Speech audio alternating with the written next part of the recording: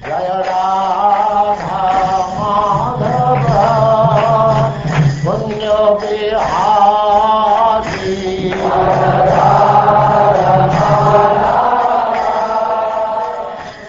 And now Chapter 7, the Puranic Literatures.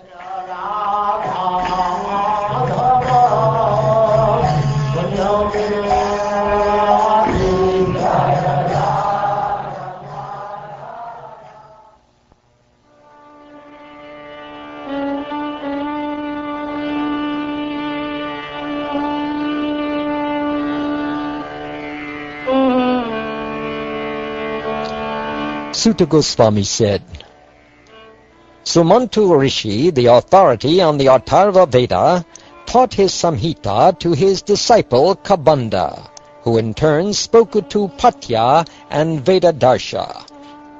Shoklayani, Brahmabali, Modosha, and Pipalayani were disciples of Vedadarsha. Hear from me also the names of the disciples of Patya. My dear Brahman, they are Kumuda, Shunaka, and Jajali, all of whom knew the Atharva Veda very well. Babru and Saindavayana, disciples of Shunaka, studied the two divisions of their spiritual master's compilation of the Atharva Veda. Saindavayana's disciple, Savarna, and disciples of other great sages also studied this edition of the Atharva Veda. Nakshatra Kalpa, Shantikalpa, Kashyapa, Angiras, and others were also among the acharyas of the Atharva Veda. Now, O sage, listen as I name the authorities on Puranic literature. Trayarni, Kashyapa, Savarni, Akritavrana, Vaishampayana, and Harita are the 6 masters of the Puranas. Each of them studied one of the 6 anthologies of the Puranas from my father, Romaharshana, who was a disciple of Srila Vyasadeva. I became the disciple of these 6 authorities and thoroughly learned all their presentations of Puranic wisdom. Romaharshana, a disciple of Vedavyas, divided the Puranas into 4 basic compilations. The sage Kashyapa and I, along with Savarni and Akritavrana, a disciple of Ram, learned these 4 divisions.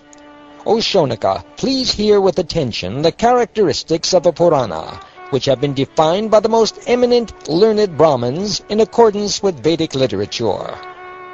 O Brahman, authorities on the matter understand a Purana to contain 10 characteristic topics: the creation of this universe, the subsequent creation of worlds and beings, the maintenance of all living beings, their sustenance, the rule of various manus, the dynasties of great kings, the activities of such kings, annihilation, motivation, and the supreme shelter.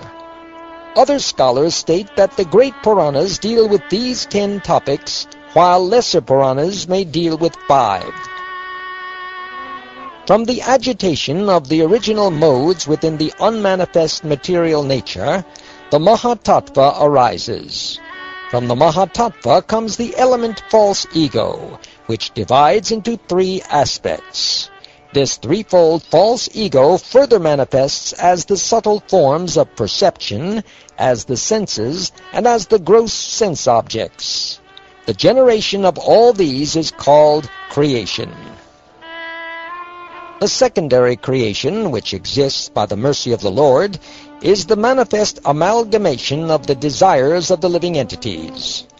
Just as a seed produces additional seeds, activities that promote material desires in the performer produce moving and non-moving life forms.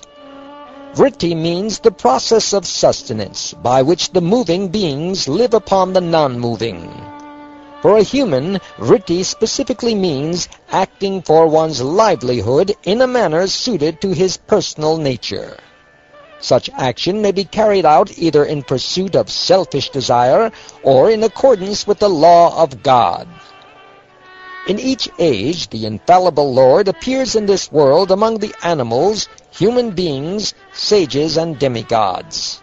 By his activities in these incarnations, he protects the universe and kills the enemies of Vedic culture.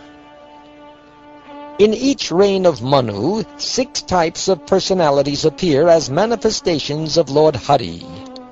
The ruling Manu, the chief demigods, the sons of Manu, Indra, the great sages, and the partial incarnations of the Supreme Personality of Godhead. Dynasties are lines of kings originating with Lord Brahma and extending continuously through past, present, and future. The accounts of such dynasties, especially of their most prominent members, constitute the subject of dynastic history.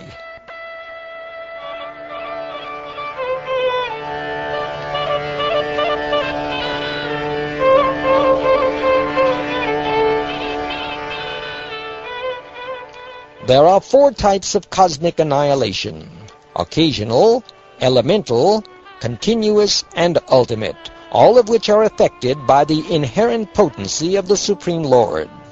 Learned scholars have designated this topic as dissolution. Out of ignorance, the living being performs material activities, and thereby becomes, in one sense, the cause of the creation, maintenance, and destruction of the universe. Some authorities call the living being the personality underlying the material creation, while others say he is the unmanifest self. The Supreme Absolute Truth is present throughout all the stages of awareness, waking consciousness, sleep, and deep sleep, throughout all the phenomena manifested by the illusory energy, and within the functions of all living entities. And he also exists separate from all these. Thus situated in his own transcendence, he is the ultimate and unique shelter. Although a material object may assume various forms and names, its essential ingredient is always present as the basis of its existence. Similarly, both conjointly and separately, the Supreme Absolute Truth is always present with the created material body throughout its phases of existence, beginning with conception and ending with death. Either automatically or because of one's regulated spiritual practice, one's mind may stop functioning on the material platform of waking consciousness, sleep, and deep sleep. Then one understands the Supreme Soul and withdraws from material endeavor. Sages expert in ancient histories have declared that the Puranas, according to their various characteristics, can be divided into 18 major Puranas and 18 secondary Puranas. The 18 major Puranas are the Brahma, Padma, Vishnu, Shiva, Linga, Garuda, Narada, Bhagavat, Agni, Skanda, Bhavishya, Brahma-Vaivarta, Markandeya, Vamana, Varaha, Matsya, Kurma, and Brahmanda Puranas. I have thoroughly described to you, O Brahmin, the expansion of the branches of the Vedas by the great sage Vyasadeva, his disciples, and the disciples of his disciples. One who listens to this narration will increase in spiritual strength.